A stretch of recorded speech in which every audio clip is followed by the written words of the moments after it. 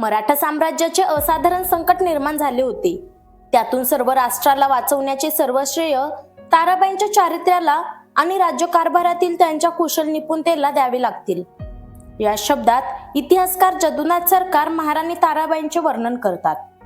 हिंदवी स्वराज्याचे संस्थापक छत्रपती शिवाजी महाराज यांच्या निधनानंतर युवराज संभाजीराजे हे स्वराज्याचे छत्रपती बनले. त्यांनी अतिशय प्रतिकूल परिस्थितीत स्वराज्याचे रक्षण करीत स्वराज्यावर चालून आलेल्या औरंगजेबाला तोंड दिले. परंतु दुर्दैवाने 1689 मध्ये शंभूराजांना मुघलांकडून कैद झाली. अंधिक छळ सहन करीत त्यांनी आपला स्वाभिमान जपत हुतात्म्य स्वीकारले, परंतु शरण गेले नाही. छत्रपती संभाजी महाराजांच्या मृत्यूनंतर राजाराम महाराज हे स्वराज्याचे तिसरे छत्रपती बनले. छत्रपती राजाराम महाराज यांनीही मुघलांना यशस्वीपणे तोंड दिले, परंतु त्यांचाही मार्च 1700 मध्ये मृत्यू झाला. मुघलांचा जोर वाढला, बरेच स्वकीय मुघलांना सामील झाले. अशा अत्यंत प्रतिकूल परिस्थितीत महाराणी ताराबाई यांनी स्वराज्याची धुरा यशस्वीपणे सांभाळली. औरंगजेब मरण पावला, पण त्याला शेवटपर्यंत स्वराज्य जिंकताच आले नाही. महाराणी ताराबाई हे स्वराज्याचे सरसेनापती हंबीरराव मोहिते यांची मुलगी होती. त्या छत्रपती राजाराम महाराज यांच्या पत्नी होत्या.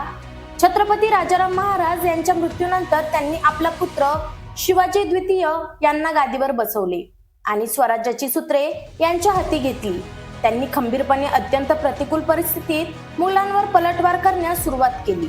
महाराणी ताराबाई यांनी संताजी घोरपडे, धनाजी जाधव अशा रणधुरंधर योद्ध्यांना हाताशी धरून औरंगजेबाशी यशस्वीपणे लढा दिला. औरंगजेब मराठ्यांची हिंदवी स्वराज्य नष्ट करण्याच्या उद्देशाने दख्खनमध्ये चालून आला होता. तो स्वतः मरण पावला, परंतु त्याला हिंदवी स्वराज्य नष्ट करता आले नाही.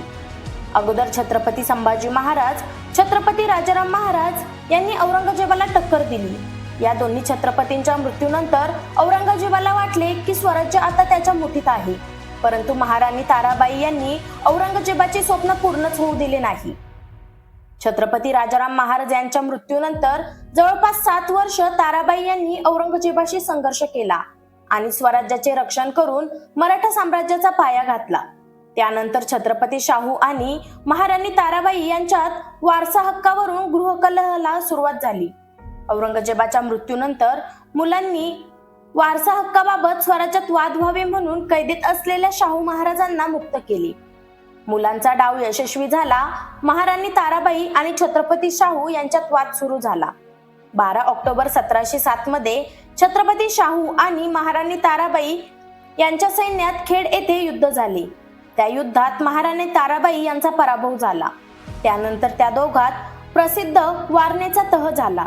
छत्रपती शाहूंनी महाराणी ताराबाईंच्या कोल्हापूरच्या गादीस मान्यता दिली, तर महाराणी ताराबाई यांनी छत्रपती शाहू महाराजांच्या सातारातील गादीस संमती दिली. अशा प्रकारे मराठ्यांची 2 राज्य निर्माण झाली. महाराणी ताराबाई यांनी आपल्या कारकिर्दीत औरंगजेबासारख्या शत्रूला स्वराज्य जिंकू दिले नाही. यातच त्यांची महानता सिद्ध होती. त्यांनी ज्या खंबीरतेने स्वराज्याचे शत्रूपासून संरक्षण केले त्याला इतिहासात तोड नाही.